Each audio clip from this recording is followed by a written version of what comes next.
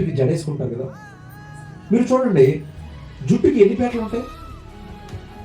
ఇదాలండి 3. Right. ఈ 3 పేటల్లో భర్త ఒక పేట అయితే, భార్య ఇంకొక పేట అయితే, ఈ 2 పేటలను కలిపేది ఇంకొక పేట ఉంటుంది. అదే ఒక ప్రేమ పేట. అర్థమైందా? ఇప్పుడు 2 పేటలతో జడేసుకుంటే ఏమవుతుంది? ఎగిరిపోతా ఉంటుంది. అవునా? బాగుంది కదా. అది ఎగిరిపోతే టైట్గా ఉండదు, లూజ్గా ఉంటుంది. అది ఎప్పుడు ఊడిపోతే ఎవరికి తెలియదు. కాబట్టి గమనించండి ప్రియులారా, మధ్యలో ఉన్న ఒక పేట ఏం చేస్తుందంటే ఇటు పేట 2 కలిపి బంధం అనేది టైట్గా ఉండేలా చేస్తుంది. ఇదేమన్నా అవసరంగా నేను ఒక మాట చెప్తున్నాను కదండి.